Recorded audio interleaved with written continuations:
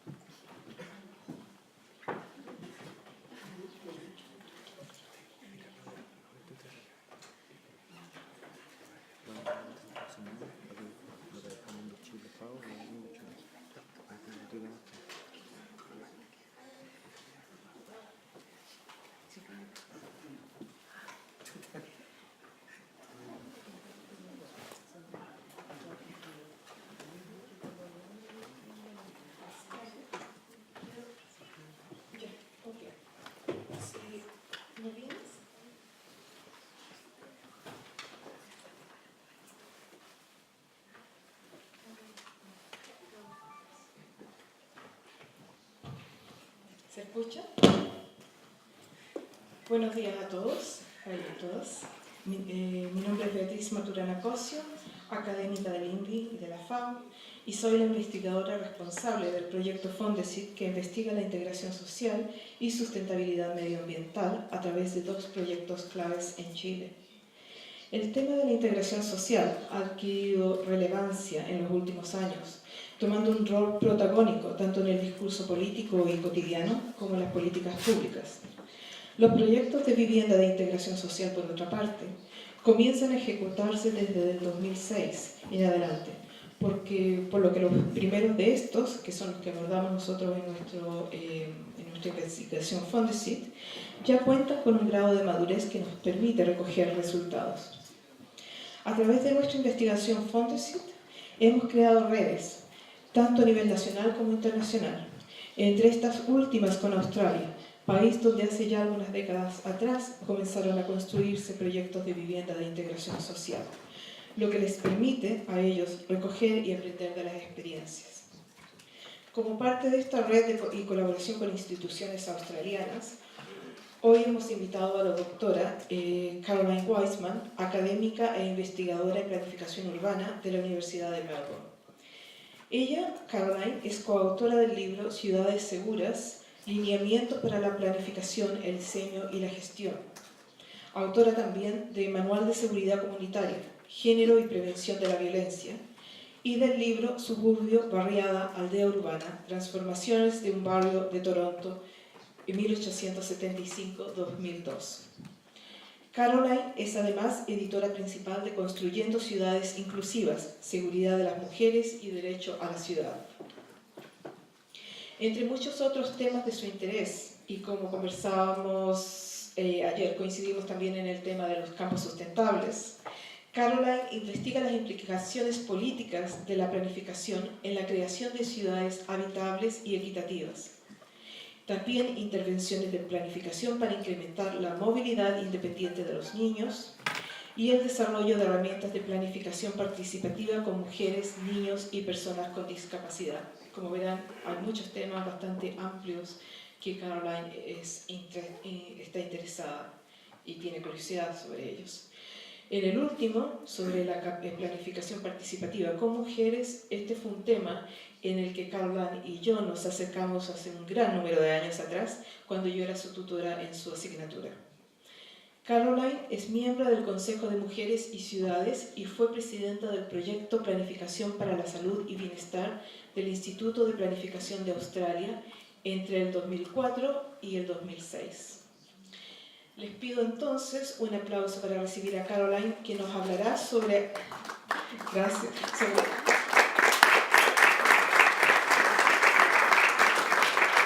Caroline, que nos hablará sobre su actual investigación, o su investigación presente, a través de una presentación titulada Sociedades para transformar la vivienda económica, integración social, sustentabilidad medioambiental y productividad económica. Gracias. Los dejo con Caroline.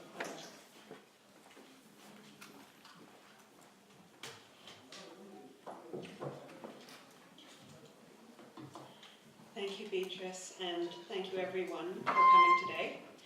I'm going to try to speak slowly, even though usually I speak very quickly, in order for the translators to do their simultaneous translation. But also, please stop me if I'm saying anything that you don't understand. I'm sure if you don't understand it, then a lot of other people don't understand it. And frankly, when I'm going to be talking about Australia and Chile, they're very different housing situations, and things that we take for granted in Australia may be very strange to you in Chile. Also, Beatrice is pressing my slide thing, so I'm going to say next a lot, and that means move to the next slide. Next slide, please. Okay. So what I'm going to be talking about today is a little bit of the political context in Australia, because this is Australian research, very much based on how do we bring partnerships together where they haven't previously existed on affordable housing. So the methods that we're using to build these partnerships, and then some of the research findings that we have so far, although I hope it's clear by now that this is action research. We're trying to change things, and then our research is how the change is happening or not happening. And then where we're going next, because we're still in the early stages of what I see as a long-term research program. Next slide, please. So the program started in March 2013, and as Beatrice was talking about the very diverse range of interests I've been involved in before, a lot on women's safety, a lot on, with an international development perspective. One of the sites we were working in was Rosario in Argentina. A lot on disability inclusive development, so mobility for people who have impairments. A lot on working with children to make cities more welcoming for children. And what all of this research has in common is just the method of trying to bring together different interest groups. So now I'm looking at affordable housing with the same kind of methodology. And the city that I'm working in and that I live in is Melbourne. It's maybe half the size of Santiago. It's growing very rapidly, like Santiago. It's had 25% growth rate since 1990, so in the last 25 years. And it once was the biggest city in Australia, bigger than Sydney, and it will be bigger than Sydney again by 2050. Next slide, please. The research has been supported by a sustainability program at my university called the University of Melbourne, and it also has been supported by private developers who build 96% of the housing in Australia. Only 4% are social housing, and in Chile it's about 30% that's social housing. This is all for-profit housing that's being built, virtually all in Australia. So much less social housing even than the United States or Canada, where I'm from. No comparison with Europe or South America at all. We're also working with those very small community housing organizations. We're working with the state government, which in Australia is the government that's responsible for planning policy and housing policy. Even if there's no housing policy, the state government's responsible for no housing policy. We work with local governments who are very interested in affordable housing issues, but find it very difficult to do innovative work with no housing policy. We work with investors because, as I say, there's no money in subsidized housing. So there's some philanthropies that are interested in subsidized housing, and there's also, as I will say, a great deal of money in retirement funds in Australia that go to all kinds of infrastructure, often roads or parking lots near airports, but aren't going into affordable housing, so how we can unlock that. And finally, we're working with a lot of designers, because a lot of us are designers. Next slide, please. So the point that we're at now is we're finished the first stage, which was building up the partnership. Now we're working on getting funding for a long-term project with some demonstration housing projects. And we hope to have a design competition and a housing exposition by 2018, and then evaluate it. Next slide, please. And the team that's working on it, I'm leading the team, but it has people from different disciplines. So I'm an urban planner, and I've been working with urban designers and geographer and also construction people, because a lot has to do with construction costs. Also with architects, because there's a lot of interest of the role of design, including from developers, what can be done to get better quality and lower costs through design. And also with a lawyer who does property law, because again, there's some legal impediments to some of the kind of affordable housing programs that are happening in other countries. Next slide, please. So this is a map of Greater Melbourne, and the central part in the middle is inner city. It has a lot of construction going on, high-rise new apartments, mostly luxury apartments, many for foreign investors. We get a lot of investment, for instance, from Chinese investment. It's very close to the majority of the jobs, which are also in the central city. The public transport in central Melbourne is excellent. The parks are excellent. There's no new schools being built with all of this development going on in the central city, because it's assumed that the majority of people who will be living there are either young and don't have children yet, or their children have moved out. As it transpires, people do buy apartments when they're young, but then they might want to have children in those apartments, but the apartments are too small to have children in. Outside, you see all the red. This is where the poor parts of Melbourne are, and there is a lot of construction going on there, mostly 1- and 2-story houses. I saw a little bit like that in the outskirts of Santiago on Sunday. It's supposed to be affordable housing. It's not. There's virtually no public transport there. There are very few jobs, almost no jobs there, and there aren't even many schools there. So you get a so-called affordable house, but you have to drive 45 minutes to get to a school, an hour and a half to get to work, so it's not really a very good way to live. even in those areas and across Melbourne, only 3% of the new housing is affordable to middle-income people. By affordable, I mean no more than 30% of your household income. So obviously there's people buying it. What they're doing is putting all of their money into the house, and Australia has the highest private debt load per household in the world. Sometimes they can't pay for furniture for the house. Their children start school late. They work very long hours in order to, including commuting time, so that's how people manage in Melbourne. And I know that when people hear about Melbourne, they hear that The Economist magazine has said that it's the most livable city in the world, and it is the most livable city in the world if you're like me and you live in the central city and you bike 15 minutes to work, as I do.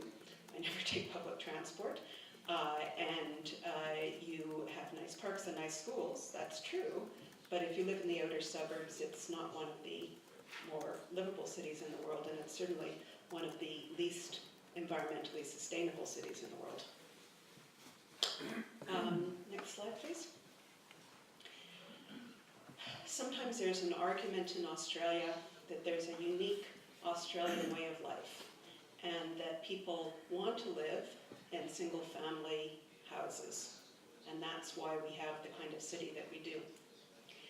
But a recent study looked at people living in the two biggest cities in Australia, Sydney and Melbourne, and found that there's actually a lot of demand once you look into other factors, cost and access to jobs, for more attached housing and more four-story type apartment buildings for families and other households to live in. That's not being met by the current housing stock.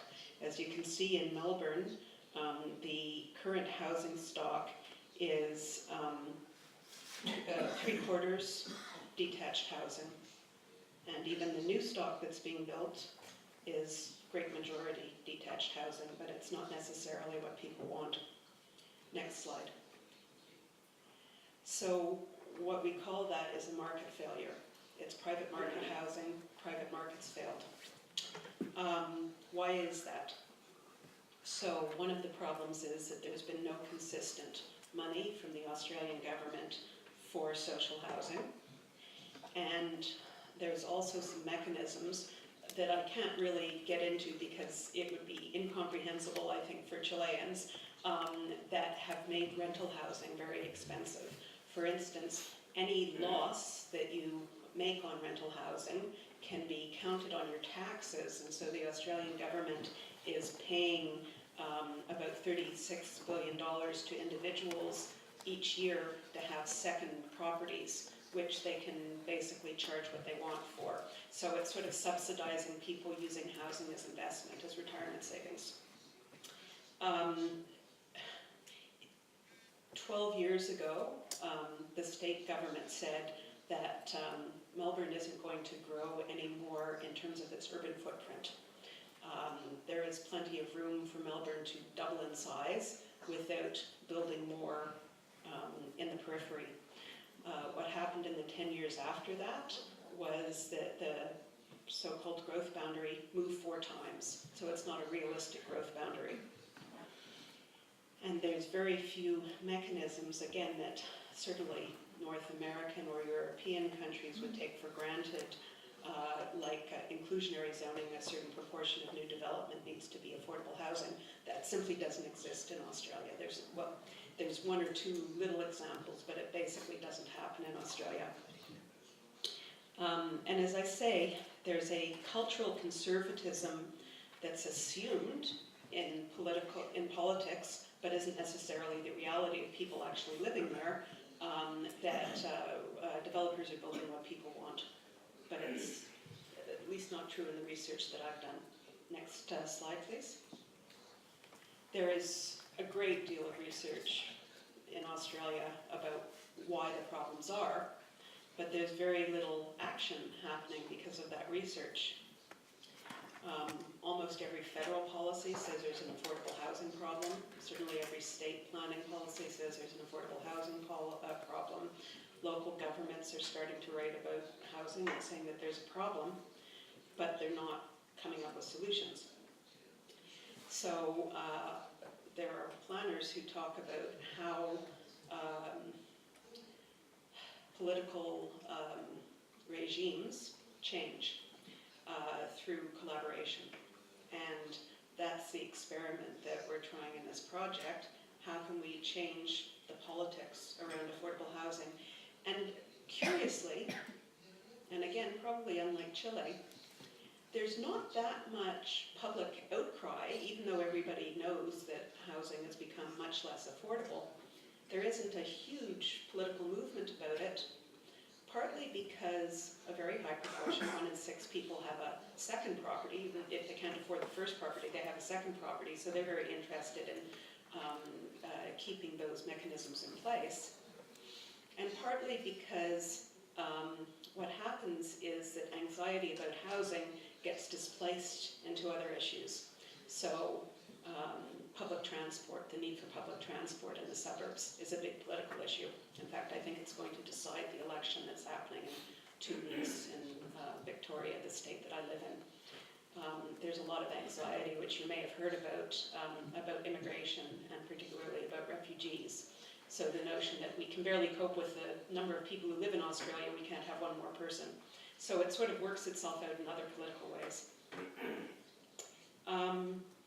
What we're trying to do is look at how these actors, these politicians, these development people who are very politically powerful in Australia because they're very big, how local governments see the barriers. Do they see any good ideas from elsewhere that could be used in Australia?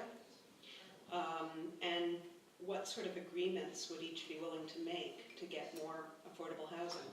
So that's what we're looking at. Next slide. Now what we're doing is a community-university partnership, and there's been a certain amount of literature on community-university partnerships, including in my own university, which is considered the top university in Australia. And some of my concerns about community university partnerships is that they tend to be very elitist, by which I mean, I don't mean politically like a left or right elitist, I mean they tend to assume we have methods, we have ideas, we the university, we the researchers, you come listen to us. And instead, what I want to do is say, we are here to do research that meets your needs. What are your questions? What are your suggested methods? How would this be useful to you? So it's more of a humble approach, I hope. Next slide. So why would these various people want to put money into the research? And I should state that they put a lot of money into the research. It's been an expensive program. I won't get into the numbers, but half of the money has come from industry, from developers and from government. Partly because Australian housing is very dominated by the notion of risk. And part of the reason that more 4-story buildings close to train stations aren't being built is that at the moment it's considered an investment risk. So how can we reduce risk through mutual assurances? How can we be innovative? Because actually the people that I talk to are very smart and are willing to try new things. But again, there's that concern that they won't get money if they take risks. So bringing people together is a way to reduce risks. It also, every sector brings a particular strength, and together that would be a lot of strength. So the private developers know a lot about how to get money and how to build things on time and relatively well. The social housing sector has long waiting lists and it knows who it's building for and where the need is greatest. Investors have a ridiculous amount of money sitting around, like crazy money. They have have about $2 trillion right now in people's retirement savings funds. I won't say it's all sitting there, I mean it's all invested, but they're constantly in search of new, safe, high return investments so that people build up money over 30 years and then they're able to retire. There's a lot of anxiety, again, a lot of concern, risk concern. What are the safe investments? Maybe roads aren't a safe investment anymore. Maybe coal mining isn't a safe investment anymore. Maybe you'd like to put money into more social goods. And state and local governments are vulnerable at election time. As I say, I wouldn't say that affordable housing is the issue that's going to make a difference in the upcoming election, but it is something that a lot of people talk about and they want to make their constituents happy. So that's what they want to get out of it. Next slide. What we know is that in places that have more affordable housing programs, and again, I'm going to use the US as compared to Australia, a very good example of that is when the global financial crisis hit the United States in 2008. The only thing that kept a lot of construction companies and house builders from going bankrupt was the social housing sector. It's what we call counter-cyclical. So when the economy is bad, the social housing sector is doing very well because there are lots of people who need housing and it's government guaranteed money. And private developers know that. Australia, like Canada and possibly like Chile, didn't do that badly in the global financial crisis. There wasn't a huge economic downturn, partly because certainly Australia and Canada, the country that I come from, had mining money that wasn't as affected by the global financial crisis. So Australia didn't really have the kind of huge downturn in housing prices that the US had, or some European countries had. But it could happen. And social housing providers know that the gap between the number of people in very deep need who will be homeless if they don't get some form of housing and the actual housing being built is huge and growing. So they have a sense of urgency, definitely. Next slide. So to talk a little bit about how government works in Australia, and again, there may be similarities and differences with Chile. The federal government is the one that's supposed to provide money for social housing, and indeed, there was a left-wing government elected in 2007, just before the global financial crisis, and it's possible that their economic policies helped avert the impacts of the global financial crisis in Australia, because they put a lot of money into building new schools and a lot of money into, well, by Australian standards, into building new housing. So there actually was a new housing program that was not huge, but made a big difference.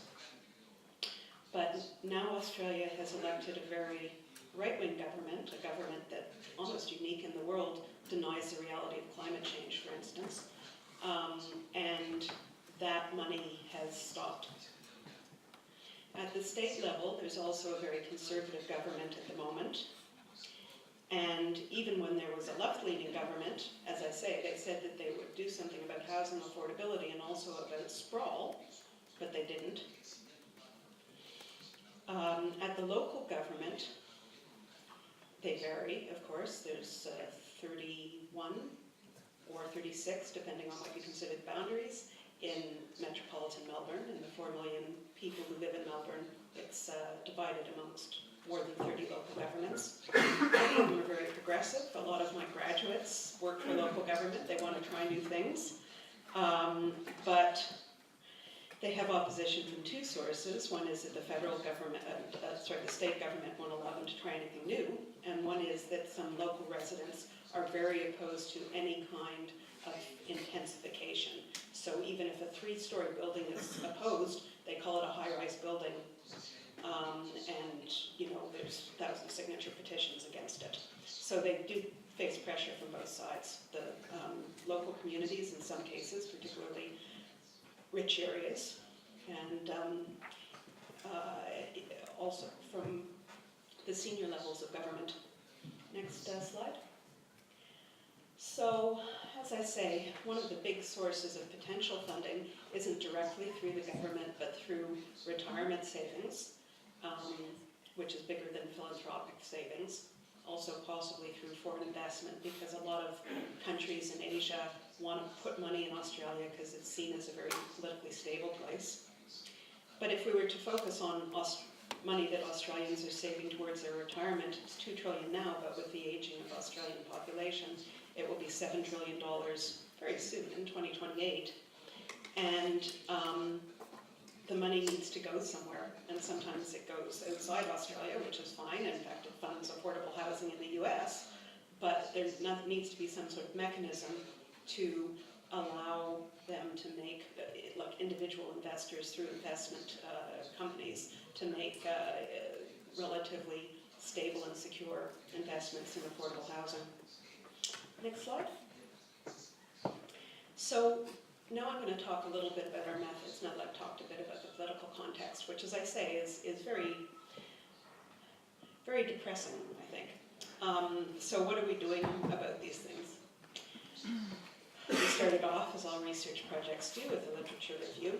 As I say, there's a great deal of good literature on this. And then we did a survey of the relatively small group of people who are investing in central city apartments. It's very dominated by 3 or 4 big firms that build a lot of the apartments in central Melbourne, where there are jobs and services. We did a design studio, and that's something we're definitely going to be repeating. I'll talk about that in a minute, because it was a unique design studio for my faculty of architecture. Probably not unique in other places, but unique for us. And then we did a study tour in 3 cities in North America. And again, the culture of Australia is, we could say there's great ideas in Santiago, or we could say there's great ideas in Berlin or in Singapore, but Australians would say, no, that's a completely different place, they don't speak English. So we went to Vancouver in Canada and Portland and San Francisco in the US, which are similar planning regimes in that they don't have a great deal of social housing, but they have more social housing. And so they're generally private sector development dominated. And their planning systems aren't so different that Australians can say, oh, that's a completely different culture, we wouldn't learn anything from them. So we purposely chose places that were in very similar situations to Melbourne: booming economy, lack of housing affordability. And we brought along a development representative and a local government representative so that they could filter the knowledge back to their sectors. And then we made a very industry-friendly report, lots of pictures, very little words, and sent it around to a bunch of developers, and had a number of, and investors, and had a number of big public forums, and paid for their lunch, and all of those things that you do, and paid for drinks. And we said, here are some great ideas. So now, what do you think could change? And then we did the next stage of research. So this was the first stage of research that took a little over a year. Next slide. And one of the important things was that the advisory committee, which were all of the people who were funding and supporting the research, got to help choose who's our research assistant, and what kind of survey questions are we going to ask, and where are we going to travel, and what are we going to make of what we've learned. And I know that that sounds, at one level, like it's not independent research. But at another level, again, it has to do with that fine balance between humility and honesty. Because we know that there's been lots of research that people, they don't listen to. So what's it going to take to have research that people actually listen to? People in power. And part of it is having them make sure that they're okay with the questions, and that they're okay with the way that we understand the results. Is there anything they want to add? Next slide. So again, I'm going to talk a little bit about some of the things we learned in the literature review. as I say, we weren't affected by the global financial crisis very much in Australia in terms of house prices going down. But the perception of risk went crazy. Even though there's Australian banks, they didn't go bankrupt like American banks, etc. One of the things that happened was that they refused to give money to developers after 2007, when the global financial crisis started, until they had already pre-sold 100% of the units before they were built. So I don't know whether people, I'm going to repeat that because it seems very hard to understand. You have to sell all of the units in a new building before you get any money to build the units in the new building. So that's a very conservative, low-risk approach, and that makes people, developers and investors, very reluctant to try new things, including affordable housing or anything that's new. Next slide.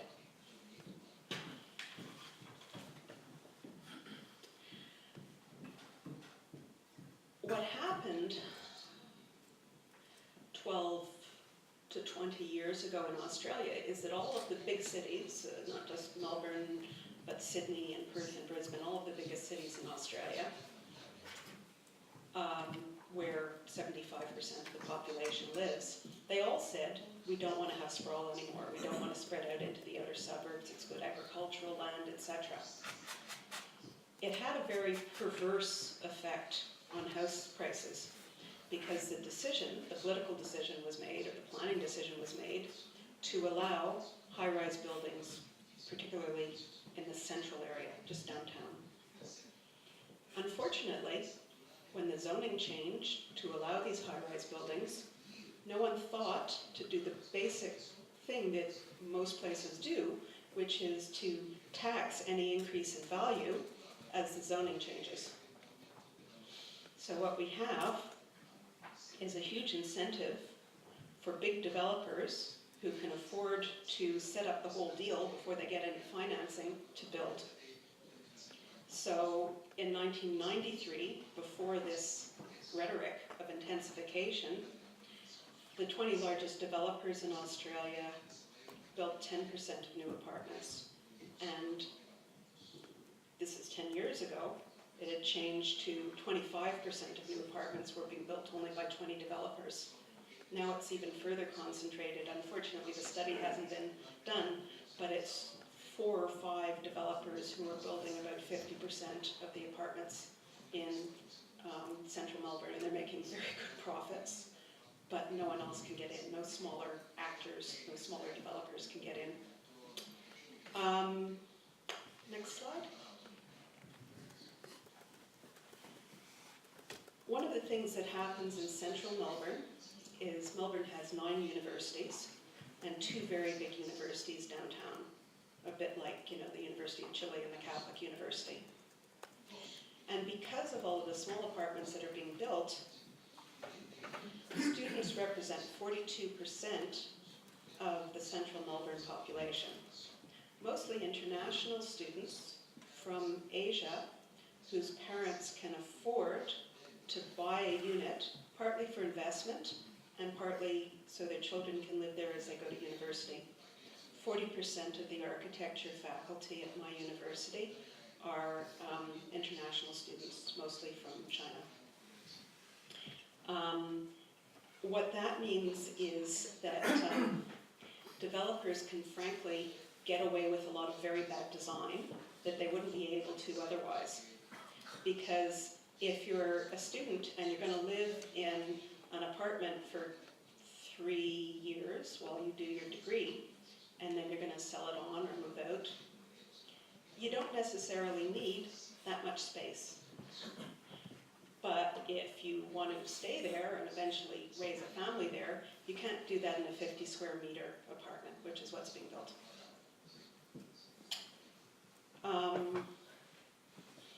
One other thing that I should mention, because again it's taken for granted in Australia but perhaps not here, is that you can get housing with a very small down payment, less than 5% cash, and you can have access to the housing. So that encourages people to go very, very, very deeply into debt and then hope that they keep their jobs. Next slide. As as I said, there was a left-leaning government federally until 2013, and they built about 50,000 units that will be built out by 2015, which is a very small amount. Australia has 22 million people, so it's not a big program, not like in Chile.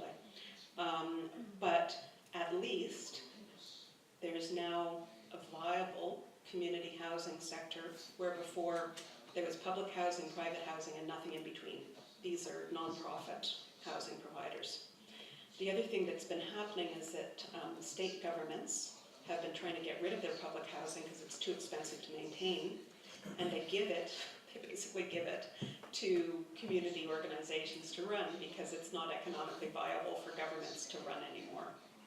The problem is that the state governments then sell off the land around it to private developers to help fund some of the improvements, and that land becomes gone for any further affordable housing. Next slide, please.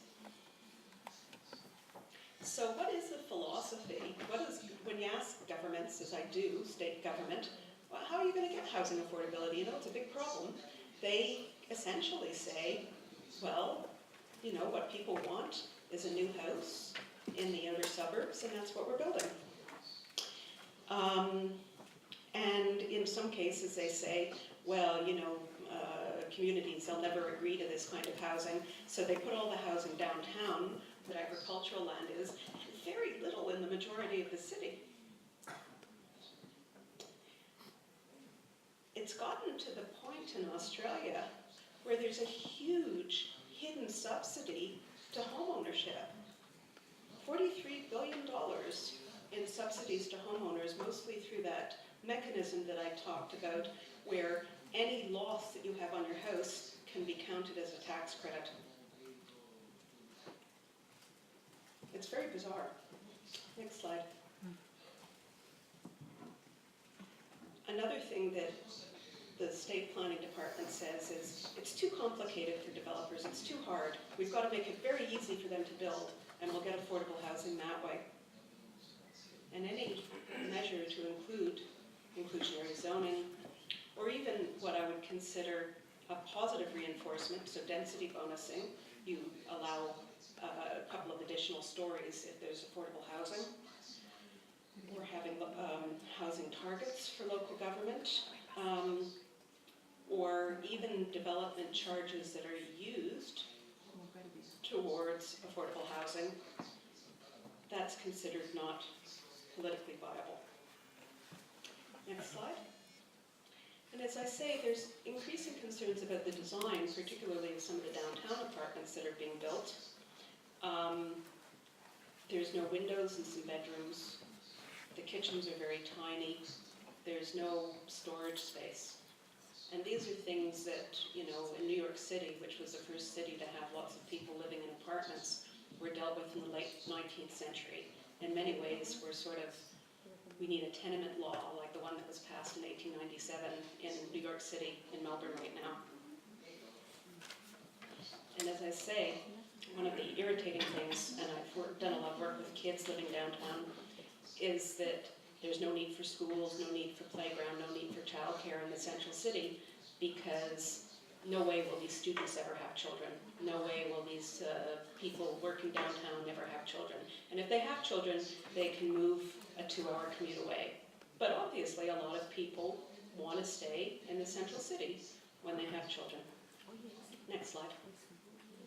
So we spoke to a relatively small group, but a quite representative group, because there's only a small number of people that involved in that central city apartment development. And actually, let's just go to the next slide, because I don't want to run out of time. Our assumption going into the survey was that there was very few people who'd worked there for a long time, and that turned out to be true. And then our second assumption, we were wrong. We thought that people had very different views of the barriers and how they could be overcome. We actually found that developers, social housing providers, people in local and state government have a very nuanced view of what the barriers are. They just don't think anything can be done because it's politically impossible. Our Our third assumption was that people knew about good practices from other places, but they just thought it was impossible. It turned out that they didn't know that much about what's working in other places to provide affordable housing. Next slide. So actually, we're just going to go through the next few slides so that I can get through more things. So go through that. Next, please. Next, please. Next, please. Okay. So as I say, the majority of people didn't know of one good practice example from another city. Next slide. So we did a study tour. Next slide. I'm going to talk a little bit about the studio probably to end up with, because as I say, it was a bit different. We have design studios and we have planning studios, and sometimes we bring the construction, the developer, the people who are training to be developers, and they do workshops. But we rarely bring the three together, and that seems strange to me because that's the kind of partnerships we're talking about. It begins when you're a student. So we brought together architecture, urban planning, and also construction management students together, looking at a number of sites downtown. And the city of Melbourne, the local government for the central city, provided sites, and a social housing provider said what was most needed in that area. Next slide. And we were looking at some particular issues for central city sites. So for instance, could you build some housing on top of an existing two-story commercial building? Could you, if you're building a new retail strip, have housing on top of the retail strip? Could you expand the one park in the neighborhood while providing more social housing? And there is a river and an expressway near the river. Could you get people to enjoy the river given that there's an expressway next to it? Solving that at the same time as social housing. Next slide. So actually go on to the next slide. What we found was that the studio, because we actually treated the people involved as clients and they had particular bits of things they needed to learn, it revolutionized their policy. So one charitable foundation said, oh, we've been funding research in housing. We'd actually like to fund an actual housing project. We think it's possible now. And the social housing company didn't know that much about policy, and they went, oh, there's this disability insurance scheme. We might be able to get some money from that for social housing. And we brought in the Office of the Victorian Government Architect, which is a state architecture consultancy that is state government, and they went, oh my God, we've got to treat affordable housing as our priority. So in some ways, the studio was our most effective intervention so far, simply because we said, what's the research you need to know? Here's some good ideas from students, and they found it very inspiring. Next slide. We're going to go through the next few slides. The next slide, next slide, next slide, next slide, next slide. Okay. One thing I wanted to say is, again, because my focus is on partnership building, I wanted to find out in these cities that we went to, the 3 North American cities, how partnerships developed. And we discovered 2 things, and everyone commented on it from Australia. The first thing is that bankers, builders, private development companies, they all believe in social housing now in a way that they said they didn't 15 years ago, before the big program in the US, which is a tax credit, began. And they're talking together where they haven't talked together before. And that helped reinforce our belief that if we start getting people talking together, we can build relationships that will come up with good ideas together. But the other thing we found fascinating is that Australians have a reputation for being rude. And actually Canadians, and again I'm from Canada, have a reputation for being polite. But what we found when we went to North America is that people argued. And it was so wonderful, because one of the problems in Australia is people won't be honest, and they won't argue, and they won't honestly talk about what their differences are. And that makes it very hard to come to agreements if people are going to be polite and not say why they consider the other person a fool. So one of the things we found was at meetings, And you know, it astonished people working in local government. Oh, someone in local government's talking about the problem with their program. We're not allowed to talk about the problems with our programs. So they really appreciated that honesty. Next slide. So in the next 4 years, we're going to be working on trying to get a steady investment stream from philanthropies, having philanthropies do a pilot project, having foreign investors fund a pilot project, having a retirement fund fund a project. And we're going to try, we're going to be working with 6 pilot projects, and we're going to have an ideas competition. It's not a design competition, it's an ideas competition. So one part of the puzzle is definitely, where is the investment going to come from, and how can we make sure that people, like individual people like you and me, who are putting in their retirement savings, will get money out in 30 years. The second part of the puzzle is, since most of the land is privately owned, how can we get cheap land? And we've got a few ideas. For instance, in one of the local governments we're working with, they built on top of a parking lot, social housing, and they kept the parking because otherwise the local community would have had a riot, but they built social housing on top of it. That was a municipally owned parking lot, so it's free land. So how can we find good sources of land? The state government wants to close down schools. What if we keep the school open and build some housing on top? I'm not saying these are, you know, radical new ideas or anything like that. They're pretty obvious ideas, but they're radical and new for Australia. And then there's the design part of it. And I have to say, and I haven't said this beforehand, that Australia has very good designers. And some of the affordable housing that's been built. Last year, the prestigious housing prize went for the first time to social housing. It's beautifully designed. People have come from all over the world to see it. It is really, really well designed. So when it's built, when social housing is built, quite often it's built to higher standards because it's going to be maintained. This is rental housing. It's going to be maintained for 30 years by a social housing organization.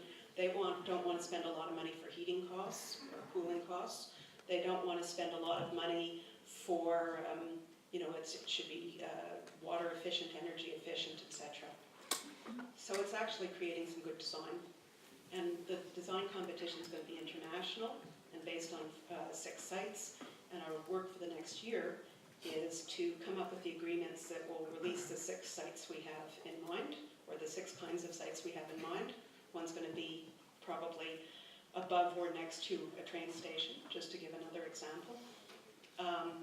And then very much, I mean, the main part of this project is getting people to agree on this experiment and then publicizing the results, not only to the some of the key stakeholders, we would call them, but also to the general public, and getting people excited that something can actually be done on affordable housing. I'm just seeing whether I should stop there. So let's go ahead to the a couple of slides. So go ahead, go ahead, go ahead, go ahead. Let's stop at this slide. This is my last slide, basically. So my conclusion is the question isn't what needs to be done in Australia, it's how are we going to do it, which is a very different research question. There has been a lot of excellent research in Australia about the problem. There has been very little research in Australia about how we get to a solution, especially stuff that's actually trying to do it at the same time as researching it. And the project is based on the notion that even though, as you can probably tell, I'm an opinionated person with ideas, my main purpose, and I keep on saying this to the people I'm working with, it's not to push for inclusionary zoning. It's not to push for a particular political agenda. My role, and the role of the researchers who work with me, is to bring people together so that they can come up with their own solutions and own the problem and own the solution and build trust in that way. So I think I'll end there and open it up to questions. Thank you. Gracias.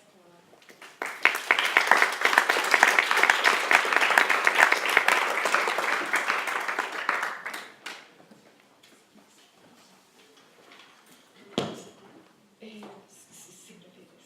Yes, if you would like to sit down, that's fine. Because you have a microphone there. Thank you very much, Caroline. Muchas gracias, Caroline. Y ahora estamos abiertos para preguntas. Les pido por favor que las preguntas sean lo más concisas posibles para aprovechar bien el tiempo. Y te agradezco muchísimo, Caroline, porque me has ayudado a desvelar algunos de los mitos que a veces tenemos sobre lo que es la vivienda social o algunos procesos en otros países, sobre todo los países más desarrollados, que nosotros depende cómo lo veamos, cómo veamos el desarrollo, ¿verdad? Pero bueno, ahora estamos abiertos a preguntas, así que por favor indíquenme quién quiere ir primero. Vamos a pie.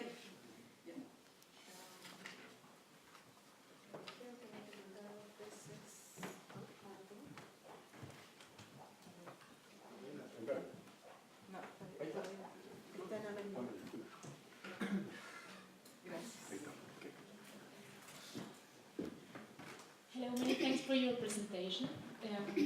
My name is Mariela Gaete and I work at INVI with Beatriz. And I would like to know whether you involve the community in these partnerships and how do you involve them? That's a very good question, and I very much look forward to meeting you and talking about NV a bit further. We haven't been able to talk to the community yet because the projects we have don't have a site yet, and you can't have a community without having a site. The way that we've included the community as people needing affordable housing is through working with the social housing providers who act as advocates for affordable housing.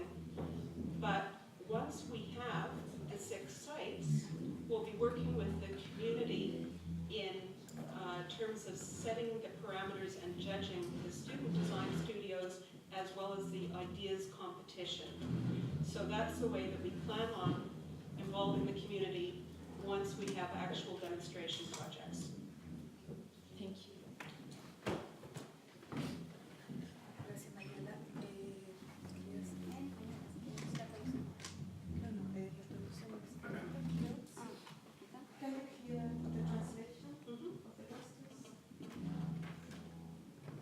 Buenos días, muchas gracias por su presentación.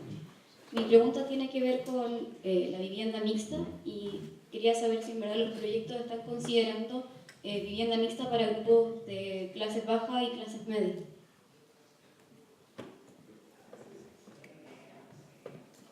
Yes, that's a good question, and I think that, I can't say yet because we haven't negotiated, but I suspect some of them will be what we call public-private partnerships, where some will be market and some will be social housing.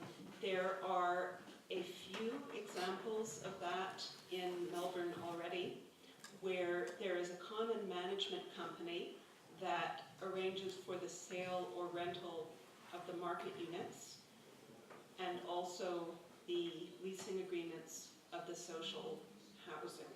So we'll probably have at least some sites where there will be, they're all going to be multi-unit developments, of course, where some of the units are going to be for rent or sale at a market rate, and some are going to be for rent, probably, at a subsidized rate.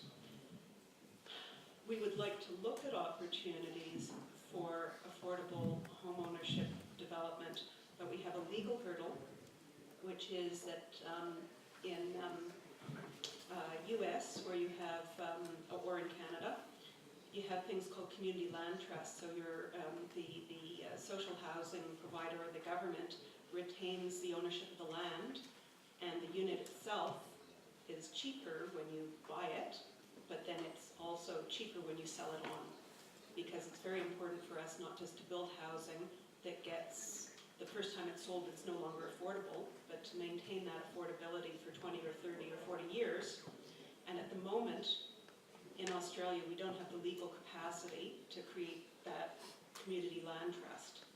So until we solve that legal issue, it's only going to be rental housing, but it may be combined rental and ownership housing, with the ownership housing being market. ¿Alguien más? ¿Otra pregunta?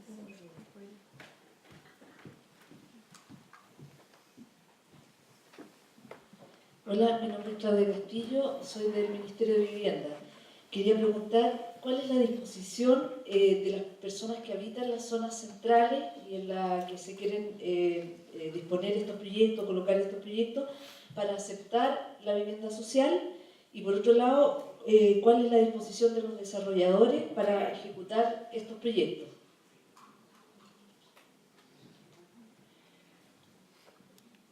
That's a very good question. I would say one of the main reasons that we have the policies that we do is that our Ministry of Planning says that rich communities will never allow social housing in their midst. I have a number of students who have done pre- and post-surveys where social housing has been built in rich communities. One, unfortunately, one of my students died last year. It's a shame because she was so smart. Anyhow, what we have found again and again is that people oppose it before they're built. And it doesn't matter who you're building for. You could be building for old people and they'd be going, there's going to be drug dealing going on. And it's like it's a bunch of old people. They don't deal drugs. Anyhow, so there's a lot of prejudice against social housing before it's built. And 2 or 3 years afterwards, they fit in really well. And people see that it's pretty good architecturally, and that the community, like, you know, there's actual practical examples of people knowing one another through dogs or through children or however you get to know one another, and there's no stigma anymore. So, yes, certainly there's political opposition to building affordable housing in rich communities, but we think that hostility can be mitigated through bringing community people in the competition and the ideas competition, and through assuring them that the evidence clearly shows that there's no decline in house value because there's social housing nearby. Sometimes the opposite in places that have social housing, that the value goes up. And also going, yeah, you oppose that, too bad, there needs to be some social housing in the community. So certainly there's a great deal of fear of opposition. There are some communities that are very much interested in making sure that their children don't have to stay at home until they're 32, and that their parents will have a place to live. Carlos, ¿tú tenías una pregunta?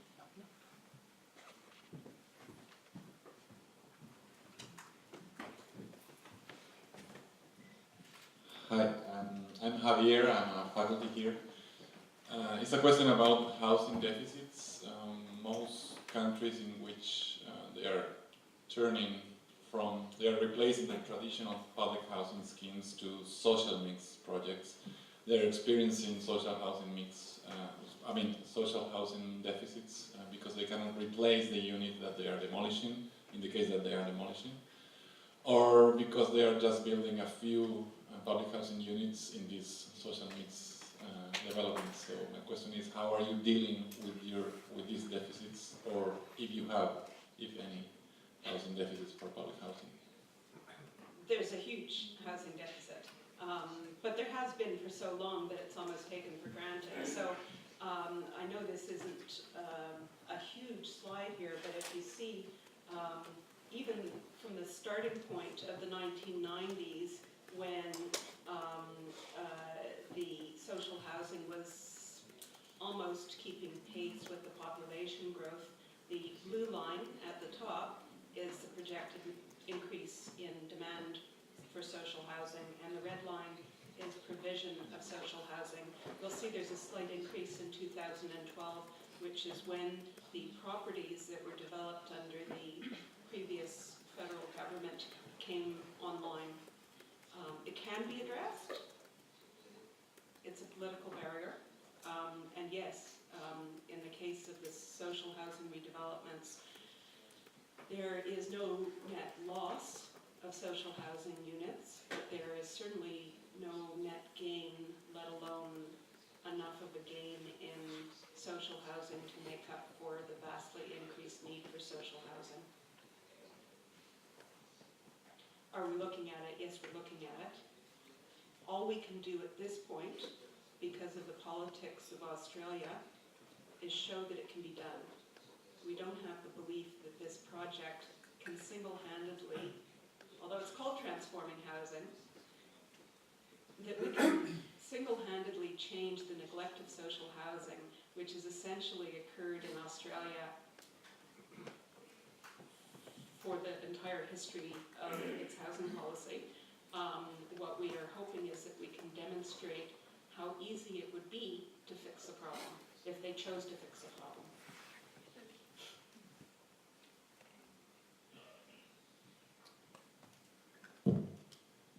Hola, soy Ernesto López, Departamento de Urbanismo. Dos preguntas. La primera, los valores del suelo y de las propiedades en los sectores secundantes a los proyectos de vivienda social que ustedes estudiaron. ¿Tiene datos de eso? ¿Cómo variaron, fluctuaron? Aquí el sector inmobiliario dice indefectiblemente tenderán a la baja, lo que desvitaliza el mercado y la ganas de las personas de localizarse cerca. Y la segunda pregunta es acerca de sus win-win agreements, específicamente en el punto primero, investment stream tax credit. Si puede ampliar a qué se refiere. En el caso chileno, el Estado contracíclicamente reacciona entregando más subsidios a los compradores de vivienda. Los aumenta, los incrementa en valor, pero los precios de la oferta también se incrementan, entonces es un círculo vicioso. ¿A qué se refiere usted con investment stream tax credit?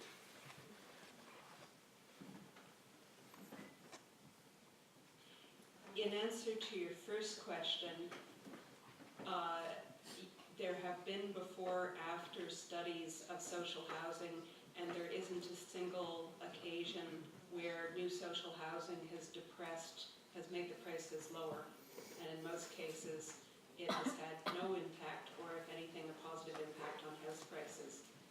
The design of the social housing that's built is very nice. It's high quality social housing that's being built when social housing is being built. It does not have a negative impact on house prices whatsoever. People may be concerned about that, but it's simply not the reality. It's proven again and again through before-after studies that it doesn't have a negative impact on house prices. In answer to your second question, I don't believe that the Australian government will ever directly get into housing provision again, and I don't think that the Australian government should get into housing provision directly again. My hope lies in a US-style affordable housing tax credit for a number of reasons. The first reason is that, as in the US, when the government ran public housing, the buildings were terrible. They were badly designed. They were like the kind of housing that was built under Pinochet, to be perfectly frank. They were terrible. They were so bad that they gave public housing a terrible reputation. In the United States, when the switch happened from direct government building to a tax credit that allowed local governments or community housing providers to build housing, first off, it became politically unkillable because right-wing people would see it as a tax credit and they can't complain about a tax credit. And secondly, because the tax authorities were then in charge of making sure that the money was well spent. And as it transpired in the United States, the tax authority was better at making sure that good public housing was built or good social housing was built than the National Housing Authority had been. I'm not saying that that would be true in Chile. I'm saying that the political conditions in Australia, if Australia and I said 30% public housing or government-built housing in Australia, it would seem like I got back from Mars or some completely different planet. I think that the idea of a tax credit in order to unlock the amount of money that's available in private hands towards investment in housing is politically possible. Having the government provide direct funding for housing in era when it's never, even in the immediate post-war period, maybe 7% of new housing was being built by the government, and it hasn't been more than 3 or 4% even under this program, this short-term program, which the minute a right-wing government came in, they got rid of that program because it was left-wing. It's just, it's not the way Australian politics works, to be perfectly honest. Tenemos tiempo para una pregunta más y si alguien quiere hacer la pregunta. ¿No? ¿Una pregunta más? Entonces, un segundo. Voy a hablar de aquí. Para concluir y antes que se me escapen algunos, me gustaría invitarlos ahora para un café que vamos a tener, algunos dulces, y para que continuemos la conversación, y son bienvenidos por supuesto a hablar directamente con Caroline para darle seguimiento a alguna de estas ideas.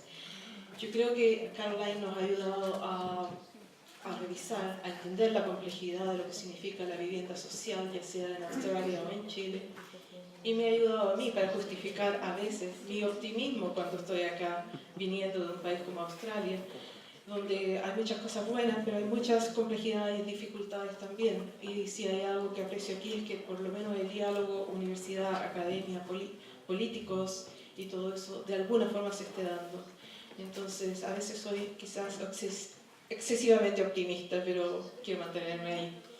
Entonces, me gustaría que le aplaudiéramos a Caroline y que le agradeciéramos su presentación. Por favor, que nos acompañen a este café que vamos a tener, a esta recepción que está en el patio de geografía a la derecha desde acá. Gracias.